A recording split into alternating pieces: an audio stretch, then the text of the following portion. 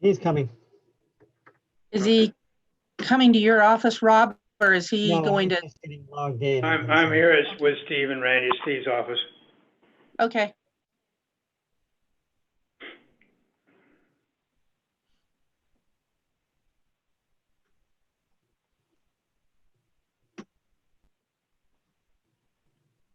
Well, Max and Rob and I make up the quorum, so we got to wait for Max, or we got to have the three of us to move forward. So as soon as he beeps into Ryan so we can start, or so he's on, we will start.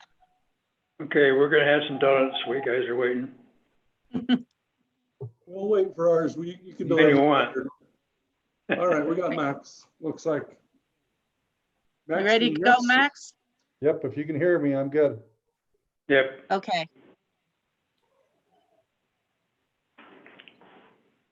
Okay, welcome to the Providence City Administrative Land Use Authority. It is September 2nd, 2020, 2:30 p.m. This meeting is being held via Zoom. The Land Use Authority members that are present, we have Max Pierce, our city engineer, Rob Stapley, Public Works Director. I'm Scarlett Bankhead, the Administrative Services Director. In attendance, we also have Diane Campbell from our Land Use and Zoning. We've got Ryan Snow, our city manager. Looks like we've got, for our applicants, we've got Jason. Jason, are you here for Richard Crosby? Yes. Okay, Jason Ellis for Richard Correct, Crosby. Yep. And then we've got Eric Broadbent, and we've got the South Cache commercial team. We've got Rod and Steve, and did you say Val or Randy or both? Who's with you, Rod? Randy. Okay, Rod and Steve and Randy.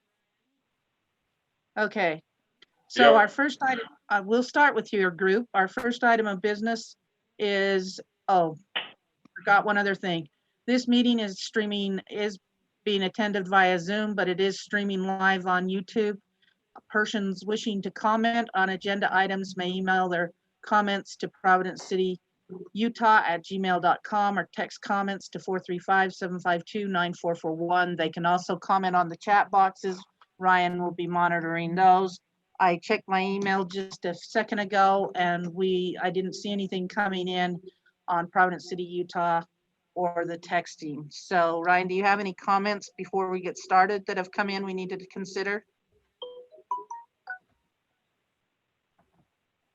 I do not, either on Zoom or on the YouTube. I have no comments either side right now.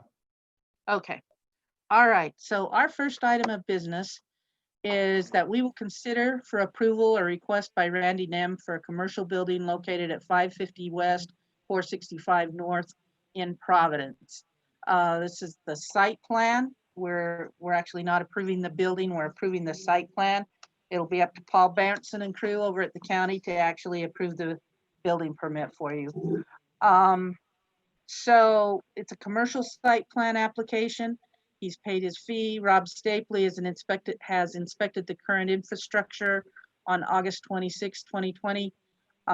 Diane, you've reviewed the zoning for compliance, correct? For parking spaces and landscaping and everything? Yes. Okay.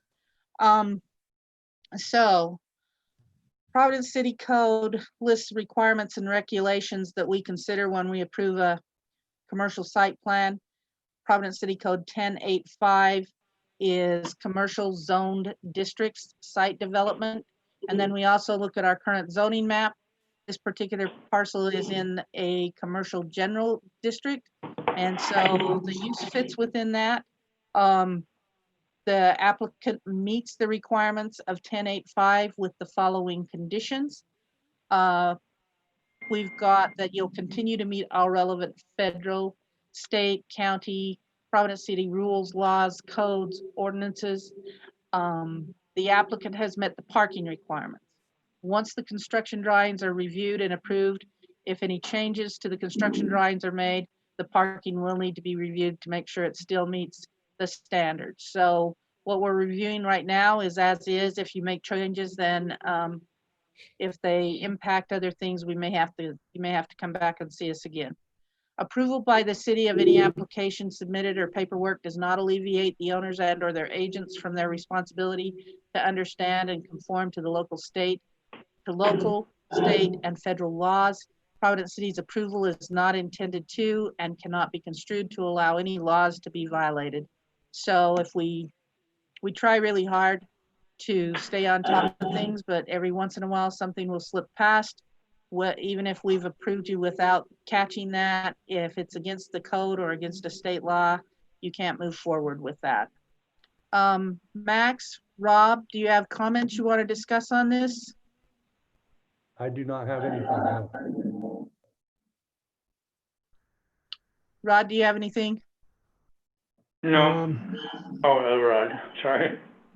No worries. To me, Rod. I had a discussion with Randy Nam on the field about the driveway approaches, and he's torn out a couple and he's redoing them properly now, which is great.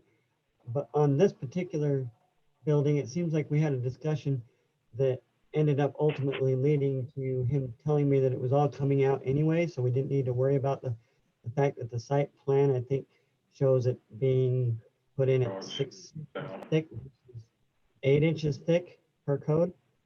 And I just wanted to make sure that was On clear. building 6, right on the. Oh, this one has already out. So you guys, we had to replace, the paver broke 2 approaches there and we've replaced them and you've inspected them and stuff. The one, the services building 5 and 6, that's all new, that all comes out anyway. So we've got to cut that into the new parking on the west side of those buildings. So I did, because of occupancy, we agreed where the paver broke, the approaches and sidewalks there, we would re-pour those and they're done. The only other one there that needs to be addressed is the one that gets taken out on building 6 for the parking. And that shows that it gets taken right out for it. Okay, it shows, and it just kind of, I think it incorrectly on these plans calls it out as being 6 inches thick instead of 8. So I just want to make sure we're. I thought we made that change. I thought we made that change last time we submitted this for building 5. Yeah, I think that was a comment several months ago or whenever it was we did. So the change was made. There's a note number 7 on the drawing that changed it to 8 inches, but the detail still shows 6 and it refers to the details. So we just want to make sure you guys, contractor doesn't get confused there. They're supposed to be 8 inches thick. And like I said, there is a note that says it's 8 inches, but it also refers to a detail that shows it being 6 inches. And I know we changed the detail last time. Yeah. Okay, we'll verify that. We'll do that and I'll be inspecting it too. I'll be calling in an inspection on them. Sounds good. I don't have any other comments. My only other comment is you're just doing the shell right now, correct, gentlemen? We're moving right into, the drawings aren't done yet, but we will be moving right into the TIs in that building soon as the drawings are done and all the engineering for the inside of it. Right now, it's shell only inside. Okay. That's gonna come up within about probably 2 to 3 weeks.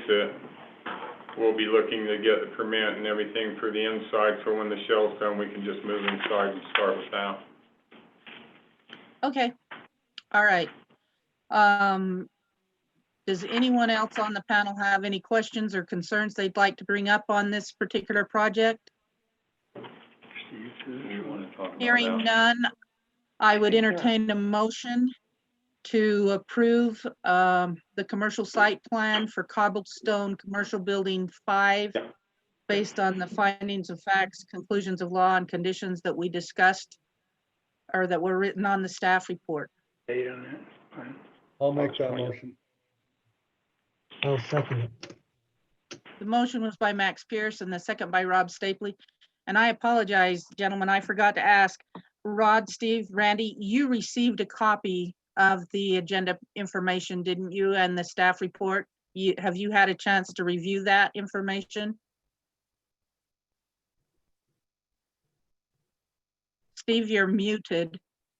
Can you come back on with us a minute?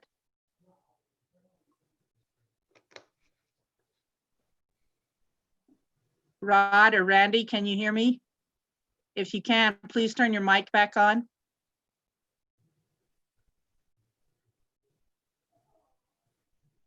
Ryan, are they still connected? It looks to me like on the screen they are. They are. Because of the feedback, I had muted them. I can't unmute them. So they'll have to unmute on their end.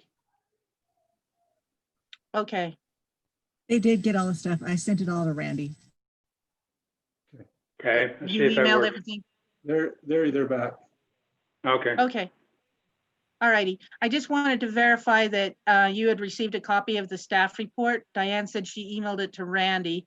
So I just wanted to make sure you knew what we were talking about. We all got it. I forwarded it to Okay. everybody and we all received it and I got it. Okay, all right, then we will continue with, we had the motion by Max Pierce and the second by Rob Stapley. All in favor? Aye. Aye. Aye. Any opposed? Voting was unanimous. So Diane will finish up and get the record of decision put together, and you can come in and finish paying the fees, and we'll get you off to the county to finish up the building permit process. I'm You good. have any Thanks for your help, questions? guys. Carla, Yeah, can you hear me? yes. Oh. Okay, so when do you think I can come in? The permit's already done. Paul's had it sitting there for a couple weeks. So when do you project that I can come in and pay my impact fees and get the clearance and get going? Do you know about what your schedule is? Tomorrow. Probably tomorrow. Diane will give you a call. And Okay, let you that's know. great. It's all cleared. The permit's in place. So just waiting for me to, you know, pay the impact fees and you guys to clear it. So call me and I'll come right in. Okay. Watch Thank for you. that tomorrow then. Yep, thank you. Thank you. Have a good afternoon, gentlemen. Okay, our next item of business is this is a conditional use for a new home. We're going to consider for approval, request by Cameron and Casey Winder and Visionary Homes for a new home located at 96 North, 850 East in Providence. Jessica, I see you're on the line. I'm here. Welcome. I am assuming you're here for this one, right? Yes, ma'am. And okay. I'll ask you the same thing, Jessica. Did you and your clients get copies of the agenda information and the staff report? Yeah, Diane emailed that to me yesterday. Okay. And you've been able to work with the homeowners on it so they know what's going to be expected of them? Yes, they do know what's expected of them. We've gone over all of this stuff with them extensively. Okay. All right. So we're talking about a home at 96 North, 850 East. It's in the single family large zone. Rob has done the inspection on the current infrastructure. Aaron Walker has reviewed the site and submitted a letter to us. We'll review that as part of the conditions. And for a residential home, Providence City staff looks at Utah Code 109A507, which allows a municipality to adopt a land use ordinance that includes conditional uses and provisions for those conditional uses. We also look at the county GIS parcel summary that shows sensitive areas that may require further analysis. We look at Providence City Code Title 10, Chapter 5, which discusses the sensitive area that Providence City is deemed we need to look at. And then we also follow Providence City Code 1035 for conditional use permits. And our conclusions are that Providence City has adopted land use ordinances that include conditional uses and provisions for conditional uses. The county GIS parcel summary indicates that this parcel is in a wildfire hazard area. Diane, has this parcel also got steep slope on it? I know that this the slope is not part of the discussion right now, but I believe it does have steep slope on it as well. It has steep and moderate slope. Sorry, I know I'm not Diane. That's steep. That's okay. It does have slopes way in the back of the property, up beyond the fence. Okay. I just need you to amend the Okay. record of decision to include the steep slopes. If they're showing up on the property and they qualify for steep slopes on out of our ordinance, we need to put them on there just so that people know we did consider them. Okay. And then Providence City has the authority to impose reasonable conditions to mitigate the reasonably anticipated detrimental effects of the proposed use.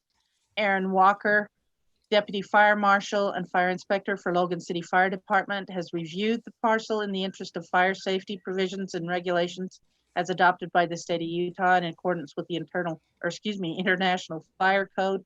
And we feel like the request meets the requirements of the codes listed in the findings of fact with the following condition.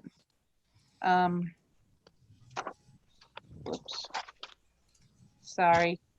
The applicant will continue to meet all relevant federal, state, county, Providence City rules, laws, and ordinances. The applicant will mitigate the fire. The applicant also provided us with a statement of mitigation strategies that was included in their, that we received, it looks like yesterday or on the 31st. Is that when these came in, Diane? On Monday, yes. Okay. And no vinyl siding, Class A roof covering, vents and screens will have holes no larger than 1/8 inch.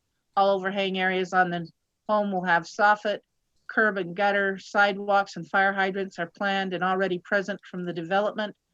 A road that does not exceed 12% slope is 20 feet wide and a turnaround that meets the fire marshal's requirements is being put in. The Bonneville Shoreline Trail, Deer Fence Trail access easement will be maintained as accessible. Excuse me, if any gate or fence is ever installed, the homeowner understands it has to be approved by the city and the fire department first. Rock Trucking has done excavation work to prepare the buildable area of the lot. They have leveled the building pad and cut the road to the home. This mitigates the slope in the buildable area. They have compacted the soil to buildable standards. Jessica, did they give you compaction tests well, actually you're gonna have to deal with Paul Bernston or whoever, the building permit people on those for this one probably, but do you have those compaction tests in case they I do not have a require us? copy of them, but I know our project manager was going to get some for his inspections, just because we know the house has to meet a compaction test and the road as well to support the fire truck will have to meet their compaction test. So I know that, I don't know if they've been scheduled yet, but I know that they will be completed before we start construction, and we'll have that for the building department. Okay, and then Diane, we need to add one other thing on our findings of fact or our conclusions. This one also has just a teeny bit of the fault that kind of impacts is it the southeast corner of this lot, I believe. The engineer recommendations per the 2008 Sagecrest Fault Hazard Assessment, the home will be built away from the rupture zone in the southeast corner of the site. From the recommendations presented regarding the fault zone hazard, it's their understanding that the site is suitable for construction, with the only design constraint being to follow the recommendations presented in the report with regards to maintaining the 50-foot setback from the map fault line in the southeast corner of the site. That's from Price Engineering. As measured on the site plan, the home is roughly 500 feet from the southeast corner of the property line, which will place it outside the rupture zone. So those comments were received from the applicant.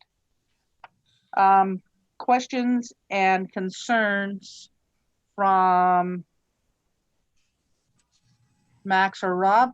Anything that you want to bring up before I move on to the last two or the last three conditions? Nothing I'm for just me. a little bit curious, and we don't need to talk about it very much when it comes to that fault zone. Where we know where the fault line isn't, but nobody's really found it.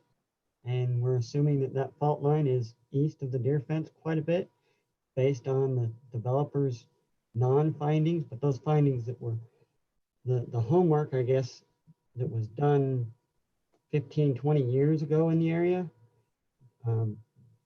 On this side of our Providence bench, they never did find the fault line. They didn't find it, so they kind of know where it's not, hence the forward momentum that the developer got when he built the subdivision. But when it comes to land use, such as this one, stating that or having an acknowledgement that we don't know exactly where that fault line is yet, in order to know exactly where that distance starts and ends as far as building at a proper distance away from the fault line. Does that make sense? And Really I'm what definitely Rob's saying, Jessica, is if you get into the building process and you find the fault line, we're gonna have to rethink things. Yeah, I totally understand what you're saying. And we've told the homeowner like, hey, this is your parcel summary and there are these risks, and they're ready to go ahead with it. So, I mean, I'd hope that it translates to that they get that, of course, until it actually happens, that'll be they might, when it happens, they might not love it. But no, I totally understand what you're saying. And I think that's fair. I mean, if we find the fault line while we're digging, yeah, you definitely have to reassess. So, but our price engineering went over that report and they were okay enough to give us that. So, I mean, that's what we can go off of for now. Max, any comments? No, nothing for me. Okay, I'm curious, all right. is the homeowner planning on installing a suppression system for fire?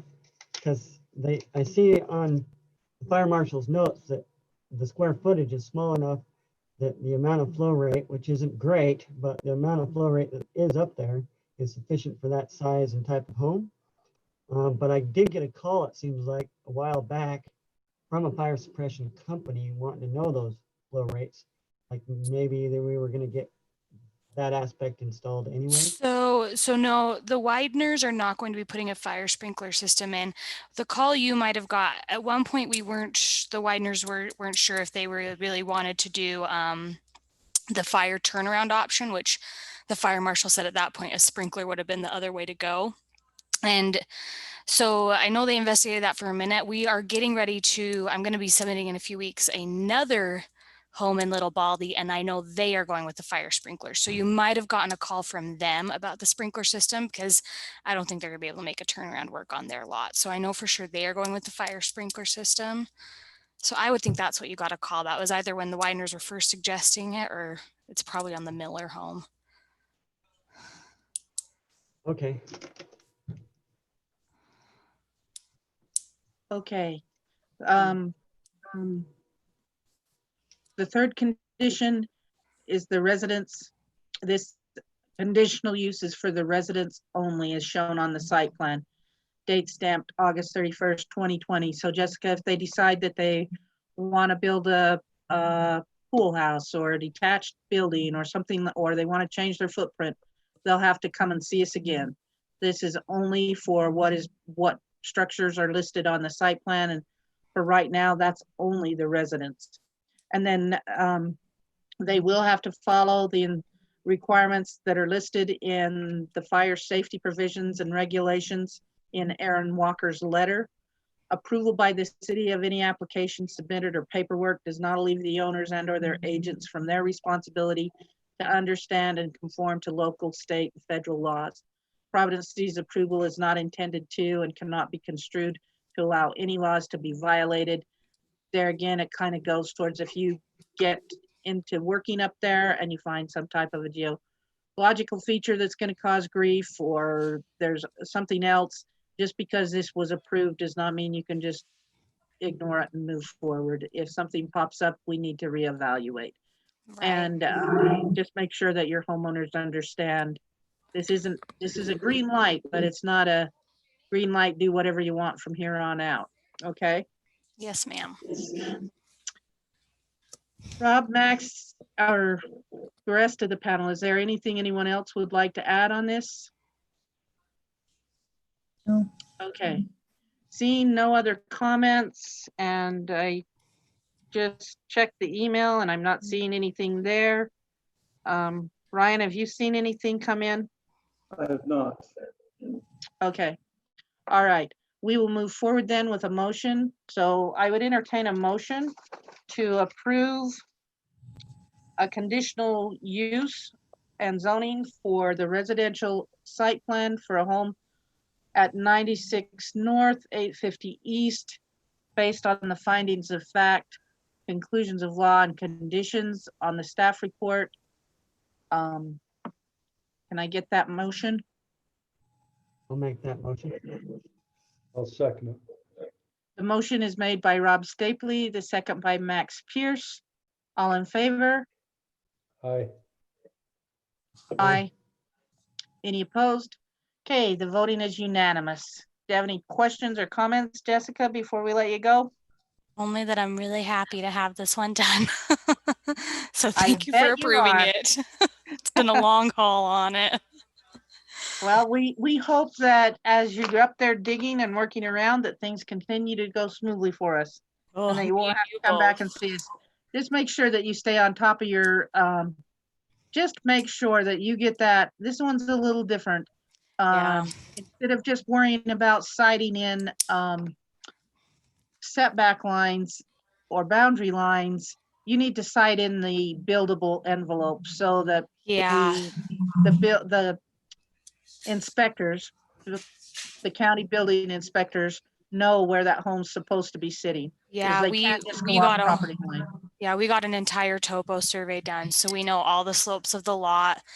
Before we would even touch it, our head super told the Wideners, hey, you got to come in and have an excavator work on this area and get it all ready and prepped for us. And they're doing the compaction test. I think we're going to have another geotech done at Dig just to be safe. We're making sure all the bases are covered on this one. So, Okay, just make sure you keep our inspectors in the loop and watch out for the stormwater and all that type of stuff, since we're starting Will to head do. into the fall time of year. Okay, thanks, Jessica. Thank you guys so much. Have a great day. You too. Okay, item number 3. Jason, you're up. The Providence City Administrative Land Use Authority will consider for approval a request by Richard Crosby and Elder Ellis Builders for an accessory building unit located at 463 Vaughn's Way in Providence. I'm not gonna go through the findings of fact because they're just a repeat of what we just went over with Jessica. I will talk about the conclusions a little bit. The GIS parcel summary indicates this parcel is in a wildfire hazard area. I should have looked again, and I did have it pulled up a minute ago, but there wasn't anything else on there, what, Diane, was there? Looking really quick just to make sure I'm not missing something. It does not look like, it looks like there might be some slopes, but they're not enough to Yeah. qualify for our ordinance, I Yeah. think. Yeah. Rob, it looks like you went out and did the infrastructure inspection on the 28th, and we have Aaron Walker's letter dated August 26th. Jason, have you and your clients, did you receive the copy of the packet and the staff report? So you know what's happening? And Ryan, I apologize. I just noticed your mic's off. Did you have a comment you wanted to make? Nope, I'm good. Okay, all righty. Okay, so in our conclusions, this parcel indicates this parcel is in a wildfire area. We do have the authority to impose reasonable conditions to mitigate the anticipated detrimental effects. Aaron Walker has reviewed the parcel. The request meets the codes listed in the findings of fact with the following conditions. The applicant will continue to meet all relevant federal, state, county, Providence City rules, laws, codes, and ordinances. You'll mitigate the wildfire hazards using Aaron Walker's letter, which I know is in the packet. He's requesting the Class A roofs covering, which is approved. You're planning on closing all underfloor decks and eaves with soffit, and the builder is planning on installing 1/8 inch mesh on all vents, which is approved. Other comments says this project is being given fire department approval on the condition of it being a storage shed and not a dwelling unit of any kind. In a discussion with Richard Crosby, it was discussed and agreed that this building could not be used as a dwelling unit due to inadequate access for a dwelling unit. So I think that's important for your clients to remember, Jason, even though we do have an ordinance on our books now that you can have detached accessory dwelling units on a piece of property, because the access, that this one would not be able to do that without really improving the access, apparently. In the event of fire in the proposed outbuilding, extended hose lines and hindered access can be expected to increase this suppression time. So as long as your clients are all aware of what they're getting into, we'll need to make sure they follow those rules. This conditional use is for the accessory dwelling unit only, as shown on the site plan, date stamped August 17th, 2020. And again, approval by the city of any application submitted or paperwork does not alleviate the owners and or their agents from their responsibility to understand and conform to local, state, and federal laws. Providence City's approval is not intended to and cannot be construed to allow any laws to be violated. Do you or your clients have any questions on that, Jason? I don't. Hey, Richard.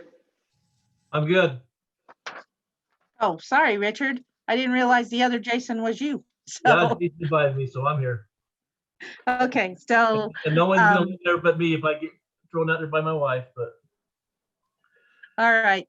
And you don't have any questions, right, Richard? no, I'm good. Okay. Max or Rob, are there any points that you feel like you want to bring up? I have nothing Maybe on just this one either. I might have a small point of clarity. I'd just like to hear Richard or Jason. When it comes to the access to this building, it looks like the fact that it doesn't meet the dwelling stuff, and so he's talking, the fire marshal's talking about extended hoses and stuff will be needed, because this is going to have an access as a garage through multiple different parcels, if I'm looking at this properly, which could be temporary. So we have a right of way that comes off of a Satsuma that then drops down below behind the property owners. We all have a 16-foot right of way that drops down there. That's curious. That must be on the recorded plat, but it doesn't show up on the parcel viewer, correct?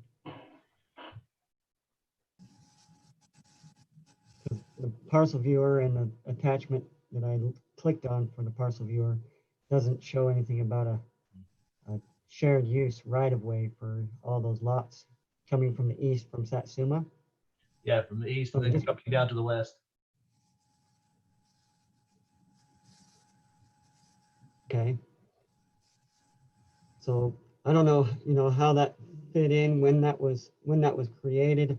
My only thought would be That was when way back Satsuma when it was purchased back in probably late 80s.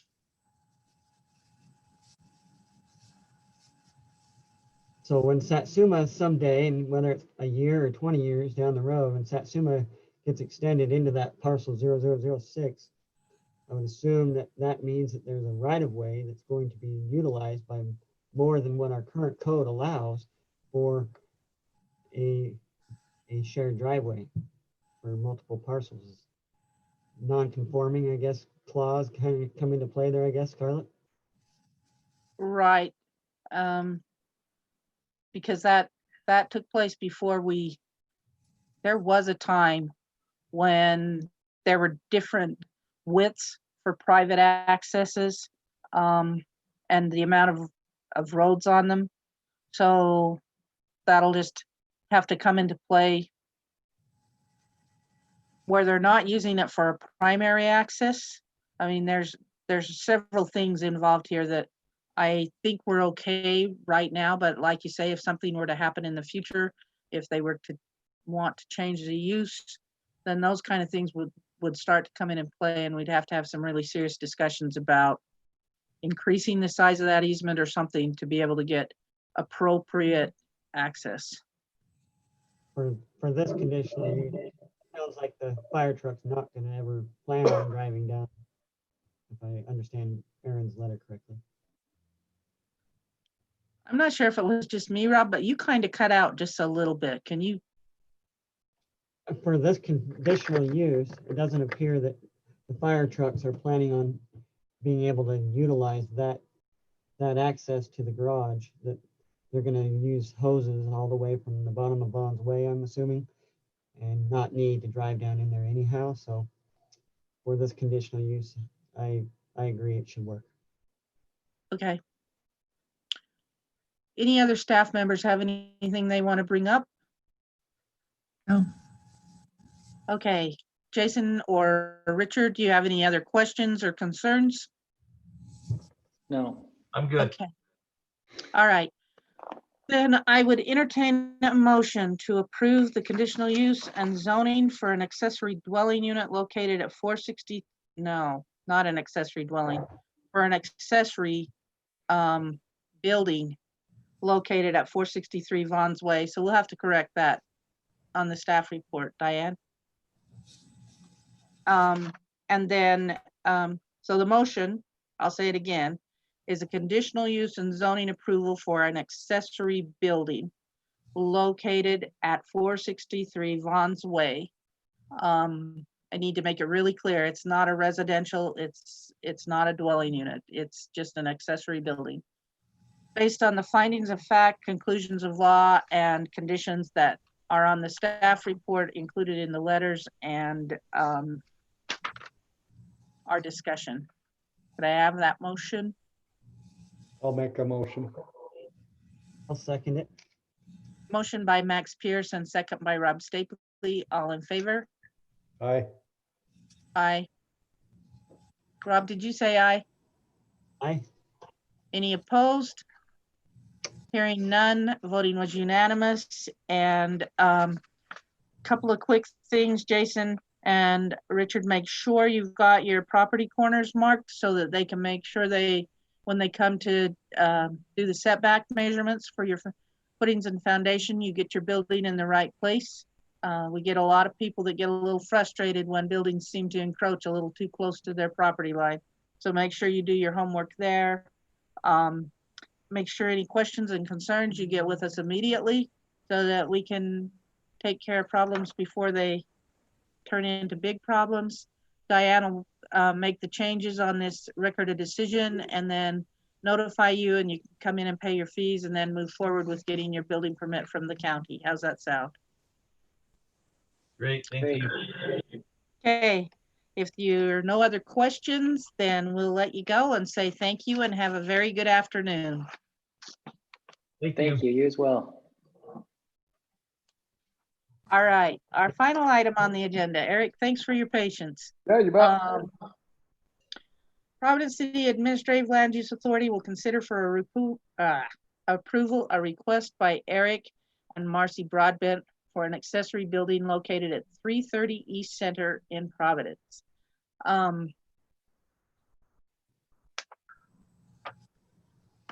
You're actually doing two things on this, aren't you, Eric? You're doing the accessory building, and this is another one, Diane, that we've got to change the record decision to say accessory building and garage.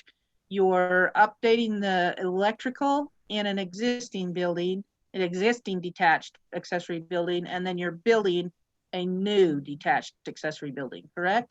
That's correct. And the existing building, the county had concern that we're putting a kitchenette in there, and so it would become a dwelling. And so we just want to make sure that that is okay. Also, it will be a living space with a kitchenette in it. And so they saw that as a dwelling. So we just need to make sure that we're we're okay on that aspect for the existing building, and then building a new building as well.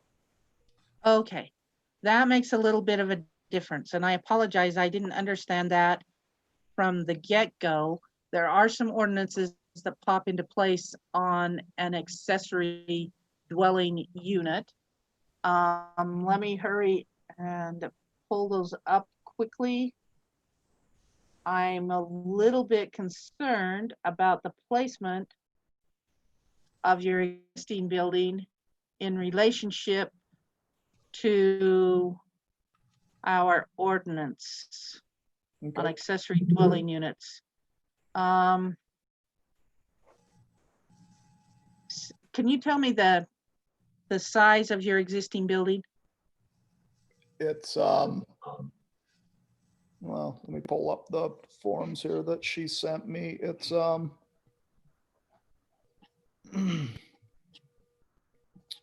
the existing building is, make sure I've got the right one, 1,652 square feet. And the entire building is going to be used for the accessory dwelling structure? 'Cause Correct. The problem, so the What- problem that we're going to run into is, and I apologize, I'm trying to get to it. Yeah, I totally get that it wasn't the square footage of the existing building. The total area of the accessory dwelling unit shall be less than 50% of the total square footage of the primary residence for a detached accessory dwelling, but not more than 1,200 square feet. So Okay. that's kind of my concern, is I'm afraid that your building is bigger than what we can approve for an accessory dwelling unit. The other thing, accessory buildings shall not be located in the front of the primary dwelling unit. Okay. And so is this building, I gotta get back and get on my right screen again, sorry.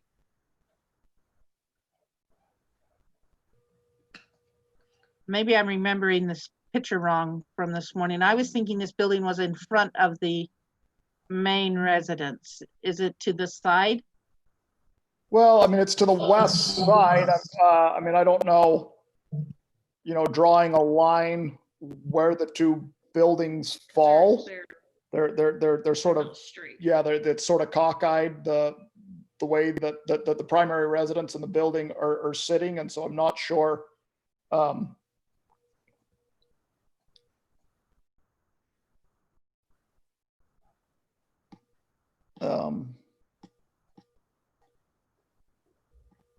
Oh, so your plan is to eventually connect it to the main house? That's Yes. correct. Yes. Within the year. Yeah. So that's our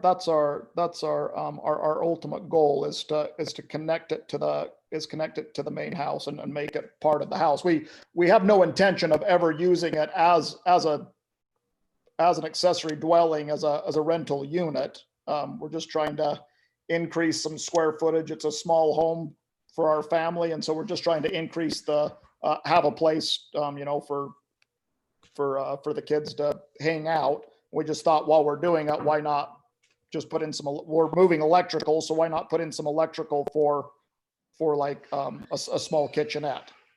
The purpose isn't to use it as a rental building or anything like that. It was just.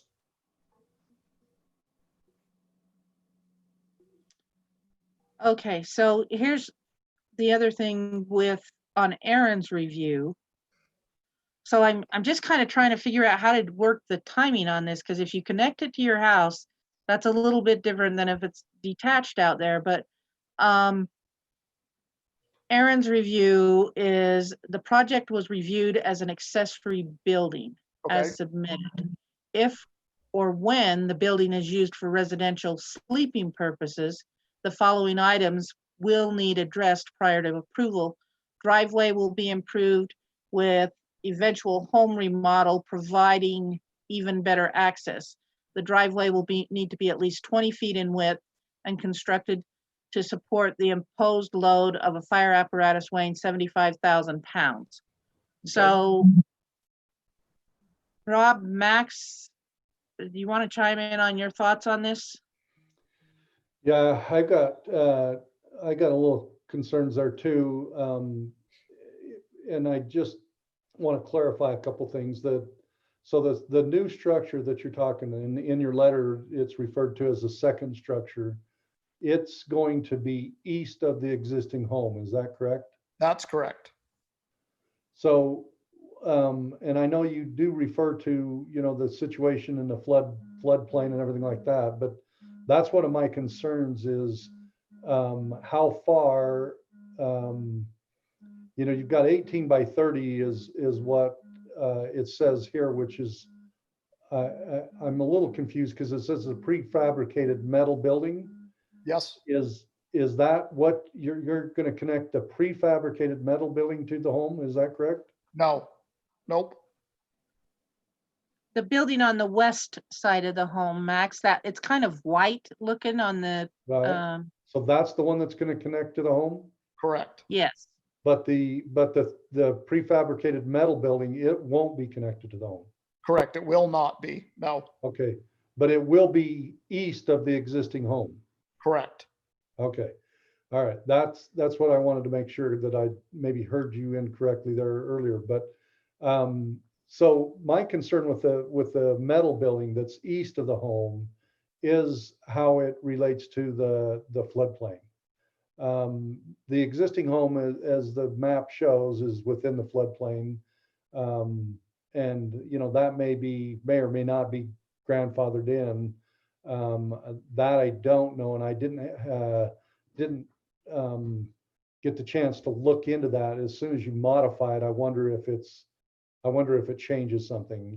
When I say modify it, by that I mean connecting your garage that's there today and the home together.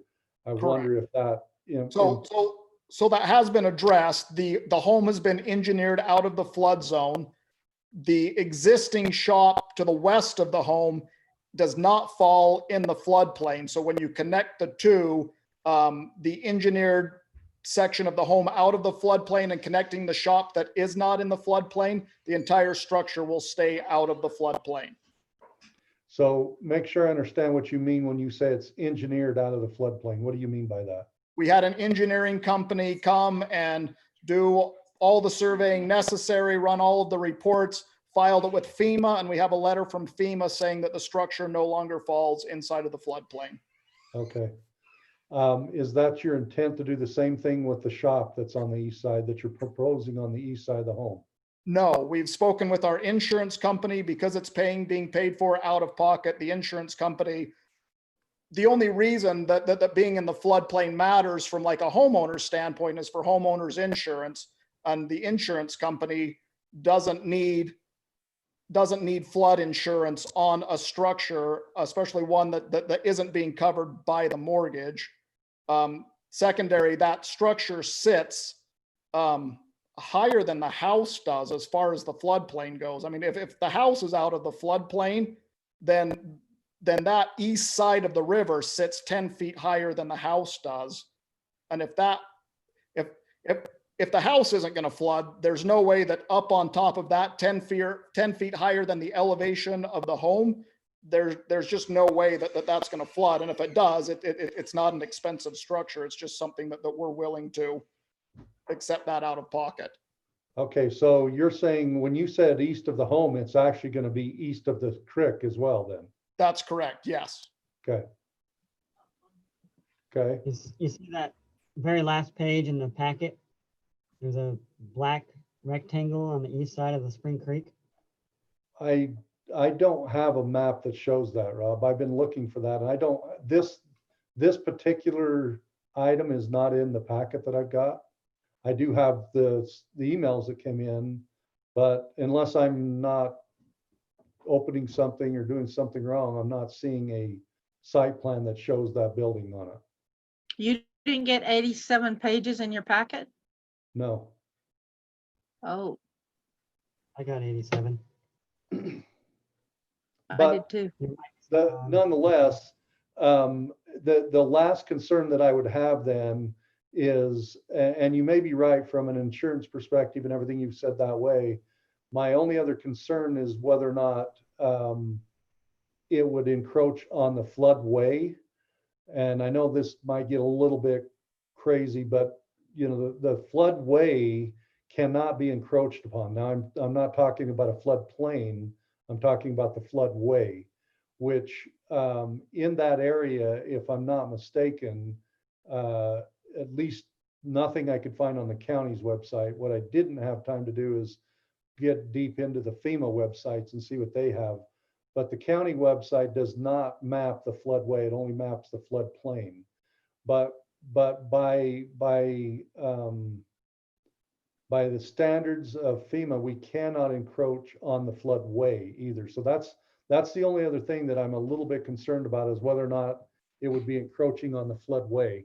And ultimately, I guess I'm going to need to see, you know, maybe the site plan you're talking about, Rob, that shows that. And then probably I need to do some homework on the FEMA website and find out if there's a map of the floodway.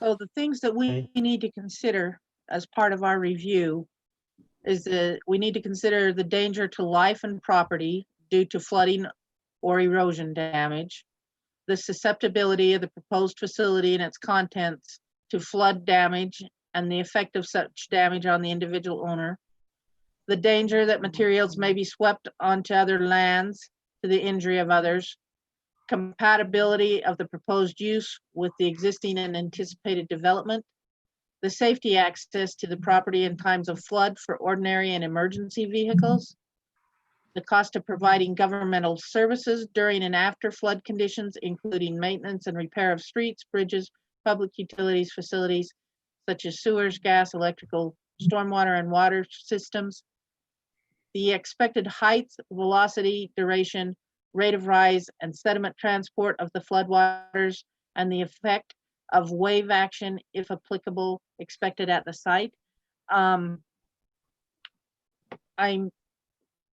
Max, it's my understanding that when they do the floodplain, they've already anticipated what those expected, how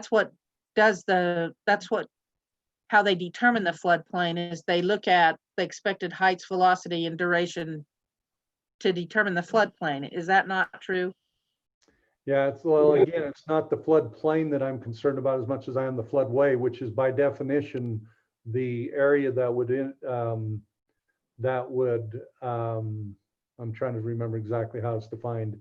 It's the area within the floodplain that you cannot encroach. In other words, if you put a structure in the floodplain and do not increase the elevation of the 100-year storm more than a foot, you're okay to do that. But if you do increase it more than a foot, then you're impacting the floodway.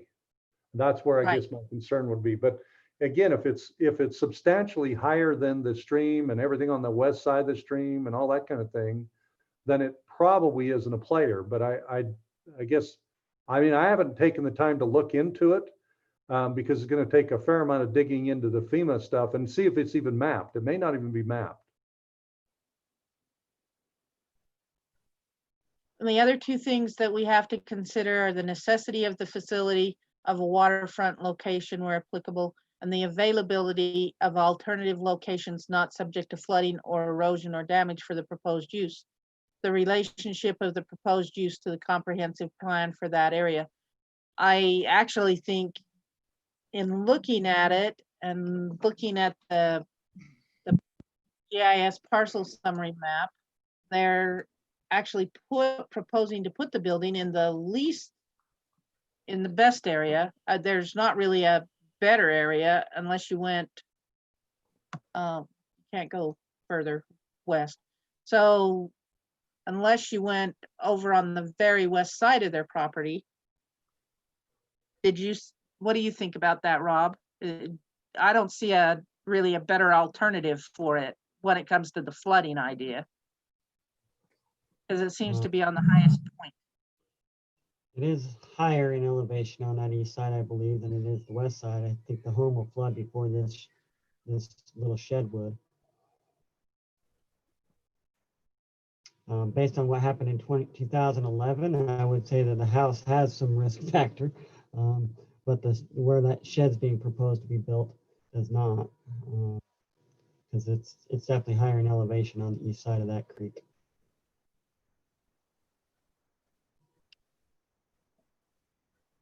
Ryan or April, do you have any comments you want to add to our discussion? I don't.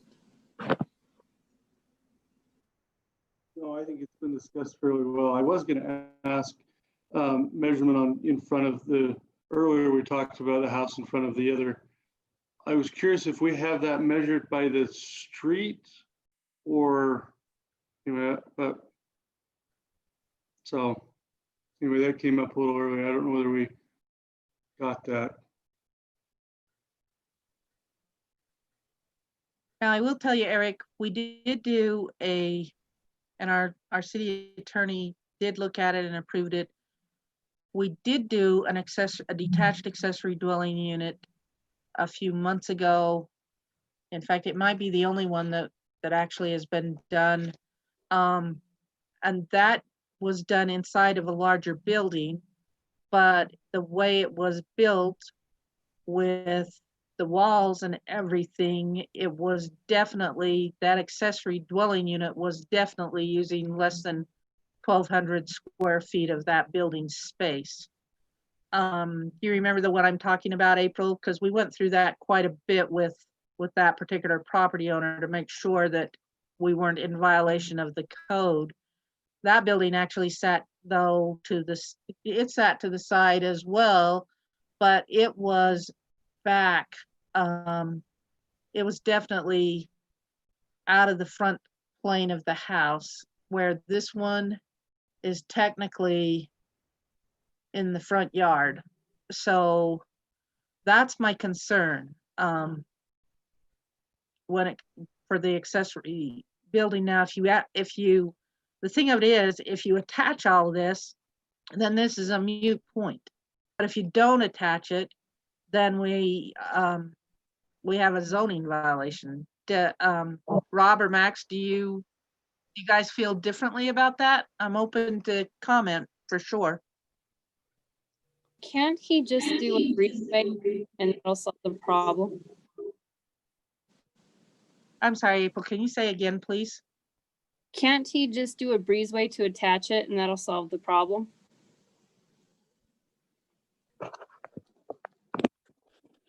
Are you open to that, Eric? Well, yeah, we are, and that's sort of the ultimate plan. I mean, I hate to build a breezeway just to knock it down in 6 months when we plan on doing the addition on the home to rebuild it a different way. I guess my question is if we just don't install a kitchenette, can we just call it? I mean, it just won't be a dwelling. Can we just not do a kitchenette and just call it an accessory building for now? For now, you could do the electrical upgrade in your existing building. Okay. If you didn't do the kitchenette, and then when you decide it's time to either however you're doing it, whether it's a breezeway or whether you're actually just going to increase the overall size of the home with a room between the two, at that point, then you could add your kitchenette, because then it would be it would be all the main structure. Correct. Yes. Okay. Well, let's then we propose to move forward with it as listed in the paperwork, then as an accessory building and not as an accessory dwelling. Max or Rob, you guys see that a different direction? No, I think that would work. Absolutely. Okay. All right. Personally, I'd love to see some of these accessory buildings work, but unfortunately, every one of them that's come has had a little bit of a problem with it. Yeah, it's a good ordinance. It just it's going to be tricky for some people to be able to achieve the accessory dwelling unit part of it. So, okay, that being said, is there, Diane, Ryan, April, any comments you want to make? I guess that when we note the clearance, we're only clearing it for a accessory building, that would just need to be communicated with the building on that. So I guess that's just making sure that we clear it right for the building inspector, where you've already had a discussion with them, right, Eric? Well, yeah. I mean, his concern was just the fact that because it had a kitchenette, to him, it looked like a dwelling, and therefore, and therefore needed a rezoning or whatever it is. So that was his big concern. The building though does have, I mean, it is framed up with what appear to be two bedrooms in it. And so I'm just not sure if there's going to be an issue continuing with the county because of the way that it is framed up currently, but without that kitchenette, I guess I just want to make sure that we're okay moving forward with it. We would be okay, because as long as you don't have all three elements of a living structure in there. Perfect. Okay. Then, so with no kitchen in there, we would say that it's not a residential structure. It's just an accessory building. Yeah, Rob, did somebody else want to say something? Did I cut someone off? Let me hurry and go look at our definitions really quick so I don't get myself in trouble.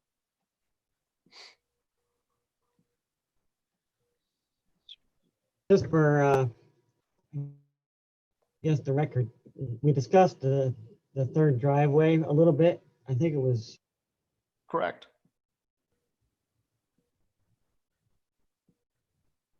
Eric, the ordinance or code, and you said it was more or less just going to be storage and not a garage with a full-blown driveway. Is that the goal of this building? That's correct. Yeah. Yep. So you won't be actually putting a driveway per se, like maybe you originally thought maybe you'd have access in and out of it via a driveway, but it's really just a storage. That's correct. Yes. Well, how does that work though? I mean, it will, even though that curb and gutter there doesn't require a cut in it because it's just the type that you can mount. If it does have the ability to drive into this metal building, then is it not going to be considered a third driveway, which wouldn't be allowed? I mean, wouldn't any part of the property though fall under that? I mean, any part of the property you can just drive over the curb. So no matter where we put it, it would be considered a third driveway. I just don't see how we could add it without it you see the issue there? I do, but I guess if you were to put it over next to the other garage where you would drive into it in that same paved driveway, then I would suggest that wouldn't be constituting adding in a third driveway. Yeah. I see that. I mean, I guess, the previous owners, there's been an access on the east side that the previous owners, the Watkins, who lived here for 50 years, there's a gate and they use that as access off of that other road for 50 years. So you're talking about the road that goes into Vaughn's Park there and the shop? Correct. Yes. Yep. Right there by the city buildings. And is that the same place you're planning to come in? Well, we're not planning to come into it. We're not looking for a driveway. I'm just stating the fact that any part of this property you can just drive. There isn't a curb and gutter that doesn't allow you to drive onto the property. On that east side, on that road that goes into Vaughn's Way, there is no curb and gutter. There is no sidewalk. You can just drive onto the property there. Right. I guess what I'm saying though is if there is anything there that constitutes a driveway, then maybe it'd be grandfathered in possibly because it's already there. Correct. Yeah. So there is a gate on that east side that they've used for access. They've stored, the previous owners stored a boat over there for a number of years. They were using that as a driveway for a number of years to access that part of the property, because you can't get to it because of the Spring Creek. There is no other way to that part of the property. Okay. So are you So, primarily going to parking vehicular equipment and such in this, or? Well, I mean, we were originally hoping to, you know, if we could gain access to it, you know, if we could get that grandfathered in, I mean, that was sort of our original plan for it. I know Dennis Giles, he likes to park his backhoe right on that corner of 340 East. Correct, yeah, From and time to time. well, and there was some discussion, and we're still not really sure where it falls. The GIS map that you have in your packet that originally showed that little section was a part of our property, and it no longer shows that. So since we bought the house, we were under the impression that was our property, that little piece. But now that it's sort of unclear, that will no longer be the case there, you know, because originally when we purchased the home, that was shown as part of our property, and so we were allowing that. Makes sense. so let me clarify on a dwelling unit. In our city code, in Title 10, Chapter 1, Section 4, it talks about definitions, and we define a dwelling unit is a building or portion of a building which is arranged, occupied, or intended to be occupied as living quarters and includes sanitary, sleeping, and food preparation facilities, which shall be accessible and available to all occupants of the unit. So if you don't have any food preparation facilities in that, in the new structure, Okay. you meet our definition of dwelling unit. Okay. My question, I guess, part of my question for that then, and as far as the county goes, are we able to, you know, we just, as long as we're upgrading all of the electrical, we were hoping to add some electrical just along that section of the wall. Are we allowed to put electrical outlets there as long as nothing is ever installed? Is there anything against putting outlets in a certain location as long as a kitchenette is never actually installed there? I am not familiar enough on the building code rules. Max, maybe you can help me out here a little bit. If they, let's say they had it wired for 220 for your oven, is that what you're thinking? Well, and then, but there was no plumbing for a kitchen, no correct. plumbing for like a sink and all that. And this unit already has 220 going to it because Keith Watkins used it as a printing shop. And so there already is 110 and 220. And so we're just rerunning those existing lines to a different location. Instead of the plug being on the south wall, we're going to move it to the east wall, if that makes sense. So we're not, yeah. If that sort of makes sense. So Max, Rob, what do you guys think? Where they've already got it and they're just relocating it? I'm like you, I'm not familiar enough with the building codes to. I mean, it does get tricky where it's already there. I mean, I would probably say if it's not there and you're going to add it, it probably wouldn't be okay. But if it's already there and you're just rewiring it to make it, to upgrade it to the new standards, then I mean, I don't know. I don't suppose it matters that you're moving it to a different wall. Do you have any input, Ryan? I would just talk on this one. If when you go to apply for a, and you finish your building permit process and look to complete it, when they come to inspect for, and it's, I don't know that it's occupancy, I think that's what they still call it, but at that point, when you apply and finish, and they finish your inspections, it can't have that there at the time, and you probably can't sell it with it having it later. So I would say, yeah, you can have it wired. Okay, wouldn't think wiring is the problem, but you can't install it. And if you sold it, if you later came back and said, oh, we'll just put it in after the building official's gone, you'd have a problem selling. correct. I agree with that. So what you're saying is we can run the wires, but don't install the outlets until that would be approved. Is that correct? Is that what you mean by installing, or do you mean? I would say installing features or having it, if it looks like a duck and smells like a duck, then it's probably a duck. Correct. I agree. How's that? So if you're going to the point that you're making it look like it, and in all practical purposes, you've got cabinetry and you've got a sink and you've got places to prepare. If you put in the sink, you're probably a problem, or cabinets, or, I mean, I think at that point, the building inspector has got to have his spot. But I think if it looks like a duck, yeah, it probably is. Okay, no, I agree with that. I guess my question is how I resubmit to the county, because we're not, the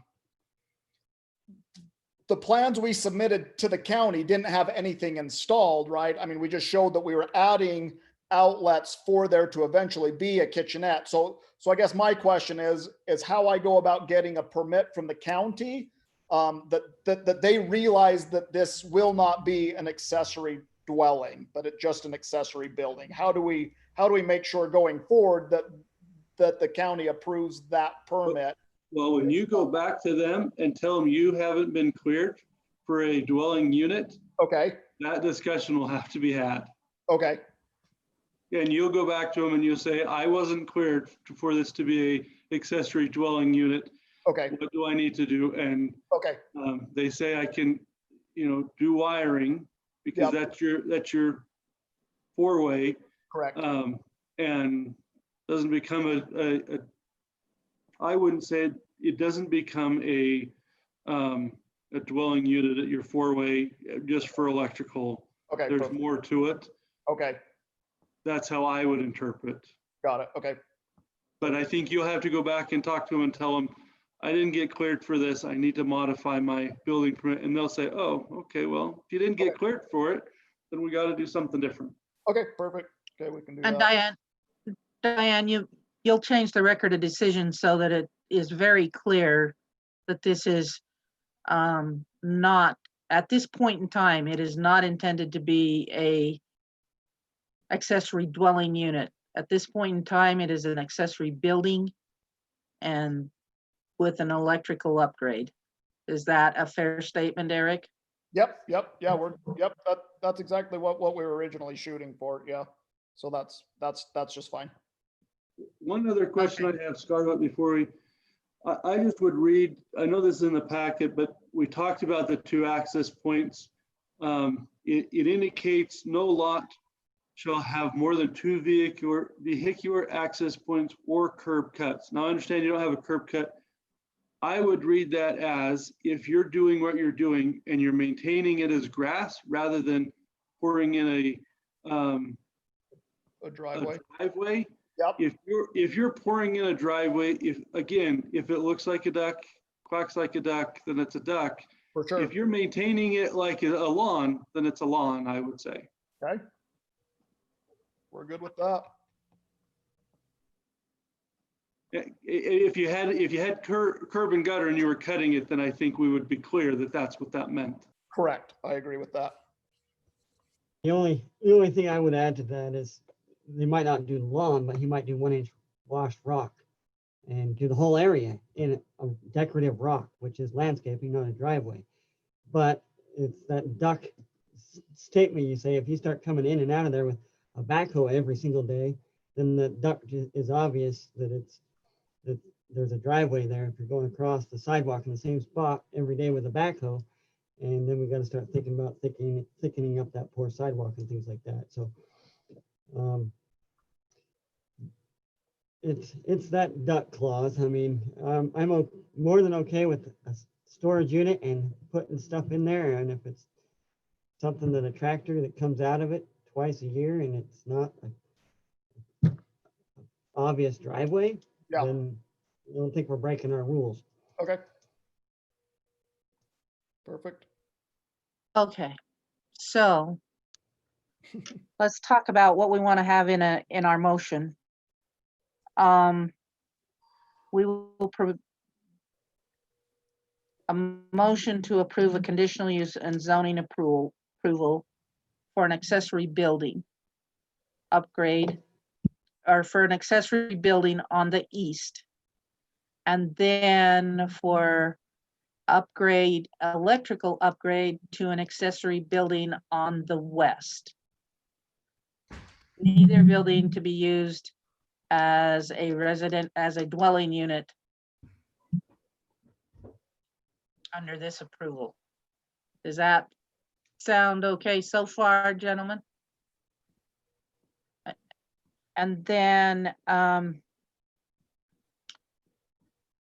based on the findings of fact, the conclusions of law, and the conditions, we also want to state that it's important to remember that there can only be 2 vehicular accesses into the property.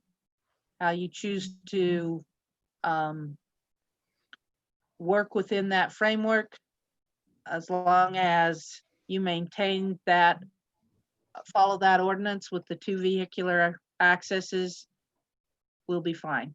Okay. Is there a way, I'm just curious, since that was brought up, is there a way with that gate on the east side that's been used for 30 or 40 years as vehicular access to grandfather that in as a vehicle access point to that part of the property? So I would just ask this one, and maybe Scarlett can correct me, but can you verify and show continual use and no interrupted use for more than 1 year?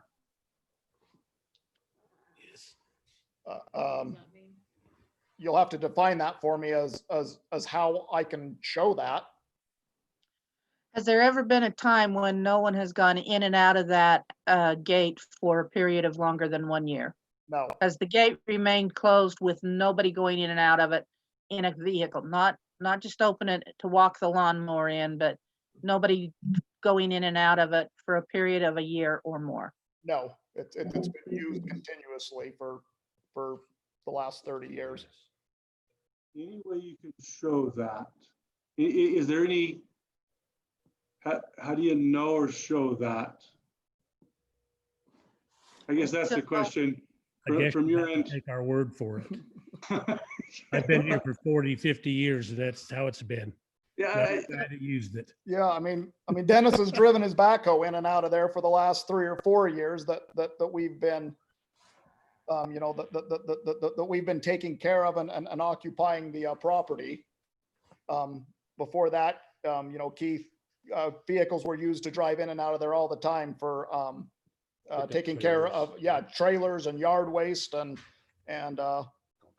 all kinds of stuff. He kept a boat over there for a number of years. He's had trailers parked over there.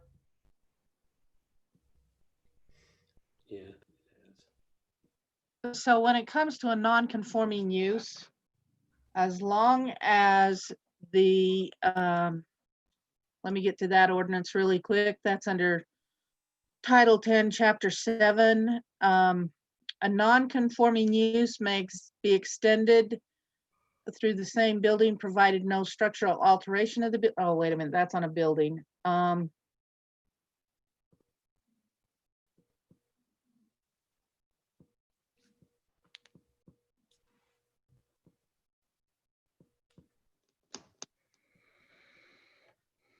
As long as it does not, I can't find this statement just because I'm looking for it.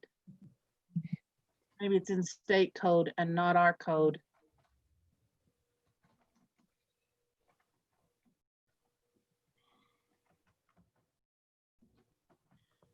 So to answer your question on abandonment, a majority of the primary structure associated with the non-conforming use has been voluntarily demolished without prior written agreement.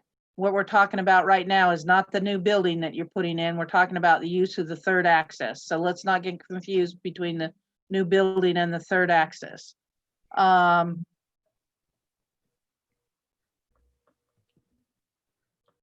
So majority of the primary structure associated with the non-conforming use has been voluntarily demolished without prior written agreement, the municipality regarding the extension. The use has been discontinued for a minimum of 1 year, or the primary associated structure with the non-conforming use remains vacant for a period of 1 year or more. So did any of those things happen? Nope, structure's been occupied the whole time, and that piece of property is not sat vacant or non-used for more than a year. I would say, the neighbor or whoever that was that poked their head out, for my documentation, because you only need documentation if something comes up, right? If we have a complaint and somebody says, hey, why are they doing it? Then you just have to be able to document. I'd have him just write down something, put it in your little safe, and keep something there. Because at this point, we're not worried to force you to do something different than you've been able to do. It's just you might need to have some way that you verify, and we won't know. I mean, this isn't the committee necessarily that's taking that on, or maybe it is for you guys. But generally speaking, that is, if something happens down the road and somebody complains that you're using it, and you say, well, I was grandfathered into it, they say, well, prove it. And that's where you'll have to come. That's the time that you'll have to have that. Okay. And if your friend there is passed and he can't verify for you, or at some point, I don't know what happens. He's not that old. I'm not that old. I didn't say you were that old. I just. Hello, Max. Hi, guys. Just indicating that not everybody lives forever. And no, I understand what you're getting at there, and it makes sense. That's fine. Anyway, at some point you may have to verify, and you may never, but for sure. Okay, that's understandable and fair. Okay, so back to the motion again. So we will approve it with the idea that it is for a new accessory building on the east side, an electrical upgrade to an accessory building on the west side. Neither building is intended for as a dwelling unit. And as far as the accessing goes, if the access was in place prior to the ordinance restricting the number of accesses, as long as it has not discontinued, and the applicant can prove that at the time, at a future point in time, if need be, we won't say any more about that. Does that sound okay with you, Max? Rob, you want to change that around or anything? Sounds fine to me. Sounds fine with me. Can I just throw one more fast forward question about the access thing? So when it comes to because this is very intriguing, because I deal with these driveways all too often.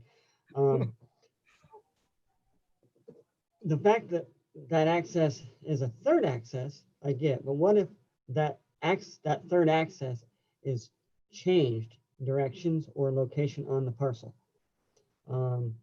So historically, they're showing that gate. You can see it obviously on Google Earth, and you can probably do some homework and look at Google Earth back 20, 30 years and see that gate's been there, but it's always come off of 350 East. If I don't know exactly how the shape of this new structure, shed, storage unit they're about to build, if it's going to face Center Street and not really have a good access to get onto 350, where it historically had access. Correct. And now they're going to be pulling their storage equipment over the sidewalk and into this shed off of Center Street.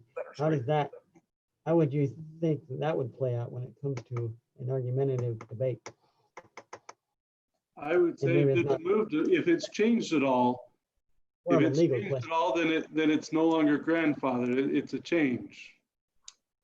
I would agree with that. I think the point is we're grandfathering a historic use or a historic access. If you change that use or you change that access to a different location, and you're not using the historic one, I don't think it can be considered grandfathered. I think it needs to be considered under current ordinances. I would agree with that. Correct. And Yep. just a note with Scarlett's, we're not granting the grandfather. Right. We're saying if you have that, but Okay.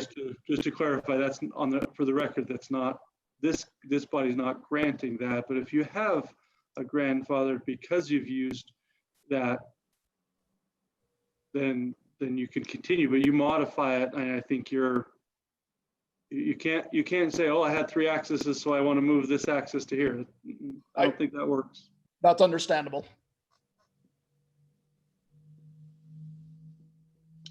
Okay. Does anybody want to make the motion? Want to reword it? How do you want to go? I was okay with the way you worded it. I'll make that motion. I'll second it. Okay. Motion by, well, let me make sure one thing that it's clear that Ryan's point is taken and that's part of the motion. So I might have to have you say that again, Robin Max, but the third access that you're talking about, we're talking about the historical access. We're not granting or denying. We're just saying it's historical and leaving it at that. So are you guys okay with that, Max and Rob? Yes. Okay, all right, so then our motion is by Rob and our second is from Max Pierce. All in favor? Aye. Aye. Any opposed? Okay, the motion passes. That being said, Eric, we'll have to, really watch this. If there's anything that does come up that overrules us, that last condition that we always put in there. So as you're building, if the building code official or one of our inspectors runs across something that starts to get squirmish around the FEMA or any of that kind of stuff, we'll have to rethink. For sure. So Okay. you can't think that you've got the go ahead and it's all green, all good, I'll go. We'll Okay. have to rethink if a problem arises. Sounds good to me. All right. Okay. That being said, that concludes our agenda items for today. Is there anything else that anybody needs to bring up that we need to put on a future agenda? Hearing no other comments, I'll thank Eric and Dennis in the background. And was Marcy there too? Yes. Sorry. Thank you for your participation and thank everyone else that put this meeting together, and have a good afternoon. I would entertain a motion to adjourn. I'll make a motion, we adjourn. I'll second it. Motion by Max Pierce, second by Rob Stapley. All in favor? Aye. Aye.